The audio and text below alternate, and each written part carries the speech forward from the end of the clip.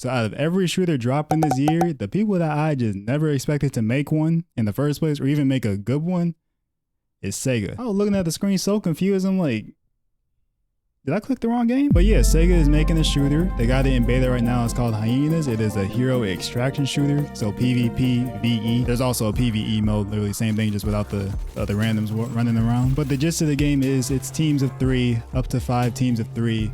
There are loot vaults around the map that you're gonna go and get merch from. It's really just all SEGA branded stuff. Like you can get like a Sonic little figure, you can get like a Dreamcast cartridge, stuff like that. But it's gonna be worth points. You fill up your points card to up to 10k, and once you hit 10k, you can extract. And the way to win the game is to 1, extract, or 2, just murk everybody else, like be the last team standing on some VR shit. And when you go to fight some other team, you have to like fully kill them. So like they can go down, they can get rezzed, they can go down, then you got to shoot them some more, they get killed, but they can also get respawned if you don't like kill all 3 of them. And like I said, it's a hero shooter, so all these characters got abilities. Like there's Doc Hotfix, he has a bot that follows you around and heals your health, or you can put it on your teammate to heal them, or just have it attack somebody for some damage. Ain't even really worth it. They'll never do it, to be honest with you, but it is an option. Or there's like a sniper with scanning beacons, stuff like that. There's even a guy named Hiroki who is literally just a Sonic cosplayer, and his skins are just other Sonic characters. Some of them, like the more expensive ones, like they got Shadow, Knuckles, Tails, like it's kind of dope, I'm not gonna lie. But when you do evac, or if you do merc every team, it'll give you a placement 1 through 5. So if you're the team that evacs with all the points, then yeah, you're gonna get first place, then it goes second, all the way down based on the point levels. And the biggest differentiators for this game is 2 things. 1, the maps are way smaller than other extraction shooters like Tarkov or like the Cycle or Division, things like that, meaning you are gonna fight way more often than you would in extraction shooters up to this point. The other thing is they have 0 gravity. Not 0 gravity across the entire map, it's just certain sections are just always have it, and then there's also sections of the map where you got to turn it on. It's a little switch. But yeah, this is really just part of the recent trend of extraction shooters just being on the way. Like Bungie's making Marathon, I mentioned the Division Heartland, now we got Hyenas. And like Tarkov, that's been around for a long ass time. The Cycle came and went, that shit got shut down. Maybe it's not shut down yet, but it's like planned already, like it's cooked. Kind of like how there was DayZ and PUBG as battle royales for a while before Fortnite just blew it up, and then like we got Apex, Warzone. We got some that failed like Spellbreak and Hyperscape. What? You good? What, nigga? I'm like extravagant. But yeah, this is really just SEGA trying to get in on the extraction shooters that are coming out and are gonna hopefully be popular. I still don't fully believe it's gonna be like the next big trend, but that's what I keep seeing since like all these AAA companies are trying to make them. So it'll at least be an attempt, and this is their attempt. And up until I played it, I had no hopes for this game, which is why it was so surprising when I played it and like the gunplay was solid and things like that, because I've seen IG ads and just all types of ads for the game just over the course of, it feels like a year. I don't know how long actually. My concept of time is horrendous, but I've been seeing ads for a while and never really had high hopes for it. I always signed up for the beta because I'm gonna always try some free shit, you know, why not? But I thought I was gonna get on the game, play it for like an hour, and just leave it alone after that. I played it for a good 4 or 5 hours when I first started. I've been playing it consistently, and I'm gonna keep playing it until the 11th when it goes away. By the way, I have no idea what the release date is because it's just in beta until the 11th, so we'll see. But I think this game will be somewhat successful because their combat is like accessible in a way that you can just pick up and play, but it also has somewhat of a skills gap, especially when you're fighting in 0 gravity.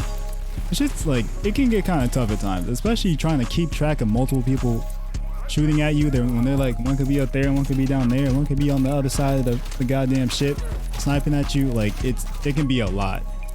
And that's only if 2 teams are there. What if there's 3 or 4? It just turned into some real BR shit where it's just everybody bullets is flying. But Hyperscape had the issue where the game's combat and just movement in general wasn't really that accessible for someone that was just gonna play the game casually. So it didn't have much of a casual player base, so it fell off super fast. And then you have games on the other spectrum of that where it's so accessible where it gets stale for somebody who wants to play a lot, which is the problem that Rogue Company semi had. There are some people that still play it, which having a casual player base is always going to be more successful than having like a hardcore one if you have to pick one or the other. So it makes sense that Rogue is still alive. But I played it, and after a while it just got stale. I feel like I did all I can do with that game. When you have games like Reason COD's been successful probably for so fucking long is because yeah, you can pick up and play it, but then you got people that are really good at it and enjoy it, but you also got people that are really bad at it but they still enjoy it. But just to go back to the smaller maps part, if you're used to the Tarkov or like Cycle style where it's like a giant map and like you really may not see somebody like that, and there's no there's also no proximity chat. I completely forgot about that till right now. But there's no proximity chat in Hyenas like there is in Tarkov and Cycle and other extraction shooters. Yeah, if you like a Tarkov style more and you don't really mess with the Hyenas because it's a lot more casual than Tarkov is, that'd be understandable, but I think it's worth a try. But now is the things that could like really bring the game down. One being variety. Now, just when I say all this, just know the game is in beta, so it's fine that it didn't happen right now because it's in beta. It doesn't really matter. But variety of modes, because if they just shove extraction down our throats 24/7, probably not gonna be a good thing long term. Same thing with the maps. I'm not even worried about them adding more characters. They already added one.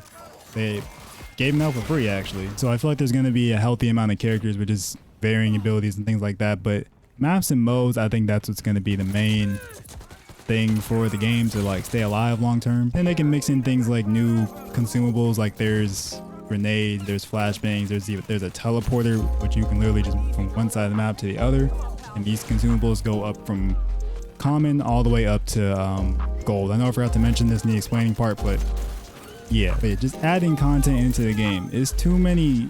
We've all seen a live service game that just doesn't add content, which don't make no fucking sense. You can have a live service game and not service the game. Oh, damn, why did it fall off? Bitch, you know why. Some other issues could be crossplay. They haven't confirmed it yet, and like any AAA multiplayer game should have that at this point. Same thing for cross progression. I haven't seen anything about that specifically, but I did see specifically that they haven't confirmed crossplay, so that's why I bring it up.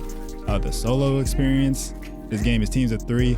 In the menu it did say 1 to 3, but I thought that meant you could just go in there solo, but it just literally match makes you. So maybe they do a solo mode, or it's like the same amount of players but they're all solos, or maybe even a smaller amount of players.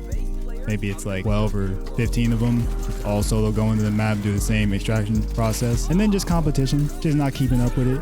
DMZ, if they start updating that in COD more, it'll probably get pretty popular off the strength of it being COD. Marathon, that's what Bungie's dropping. The Division has a fan base because of Division 1 and 2. Yeah, they just gotta compete, and that's, you know, we need competition for games to get better, or you end up like 2K. Them niggas is scamming. Not even scamming. If you buy that full battle pass, your brain's fried, buddy. It's over. It's finished. It's finished. This is off topic, but I was watching Agent stream. They leveled up to, he went straight to level 40. That shit was like $140 in the battle pass for one season. So you could do that every season. That's on top of the $100 you can spend on a player and blah, blah, blah. But yeah, competition is good, is the point. But again, the game is just in beta till the 11th, so they could address all this when the game drops. Don't know when it's dropping, but they could address all of it, and it's fine. And maybe I play it a lot, maybe I don't, who knows. Leave a like on this video though, subscribe to the channel. I also stream on Kick Mondays and Wednesdays, and who knows, maybe I'll end up streaming this game a lot in the future. Definitely will not be playing Apex though, I could tell you that for surely. And if you want to know why, it's a video right here.